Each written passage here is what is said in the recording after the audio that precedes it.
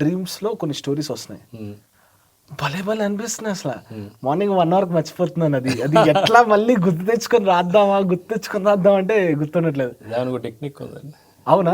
నాకు నాకు అది ఎవరైనా చెప్తారేమో అని చూస్తున్నాను, ప్లీజ్ దయచేసి. లూసిడ్ డ్రీమింగ్ అని ఒక టెక్నిక్ ఉంది యాక్చువల్లీ. ఓకే. అది కానీ చాలా జాగ్రత్తగా చేయాలి, లేదంటే మీరు ఒక ట్రాన్స్లోకి వెళ్ళిపోవచ్చు.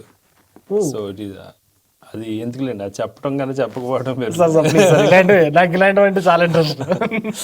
ఎందుకంటే చాలా మంది పీపుల్ ఐ మీట్, ఇప్పుడు చాలా మంది లోపల నేను యాక్టర్ని అవ్వాలనుకుంటున్నాను అంటారు చాలా మంది, various departments, various subject matter experts.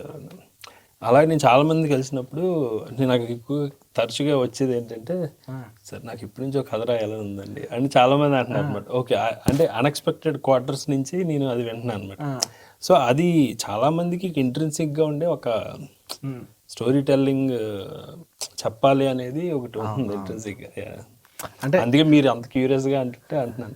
నాకు సినిమాకి దగ్గరగా ఉండాలి ఏది అనేది పక్కన పెడితే, ఈ మధ్య మరీ నిజంగా నైట్ మార్నింగ్ పడుకుంటున్నా ఏమో కానీ స్టోరీస్ వస్తున్నాయి, చాలా డిఫరెంట్గా అనిపిస్తుంది. అసలు సంబంధం ఉండదు, రియల్ లైఫ్లో అలాంటి స్టోరీస్ సంబంధం ఉండదు. మళ్ళీ తలుచుకుంటుంటే 1 hour కూడా నాకు గుర్తు రావట్లేదు. నాకు అలాగా ఏమొస్తాయంటే యూజువల్గా సినిమా రిలీజ్కి ముందు, ఎస్పెషల్లీ ఈవెంట్ ఫిలిమ్స్ ఉంటాయి కదా, బాహుబలి, పుష్ప వచ్చి ఇలాంటి, ఆ రోజు నైట్ ఖచ్చితంగా నాకు డ్రీమ్ వస్తుంది, where I imagine this movie might be ఇలా ఉండొచ్చు అని కొన్ని సీన్స్ వస్తాయి.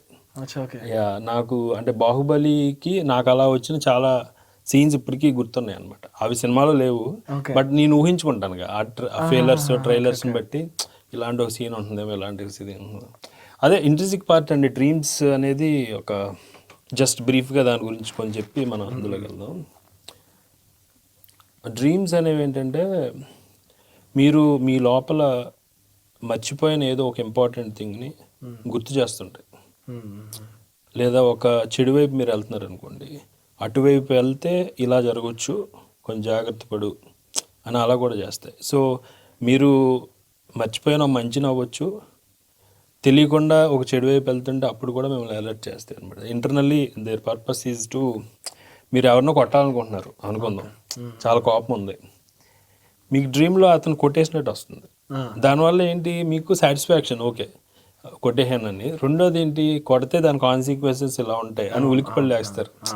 So it is alerting mechanism for you to think rightly.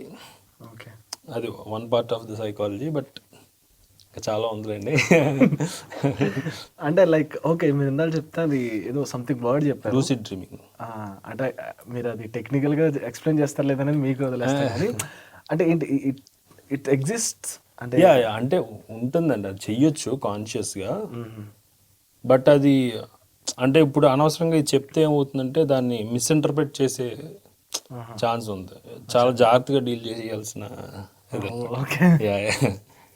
So it is not better not to go into that. Okay.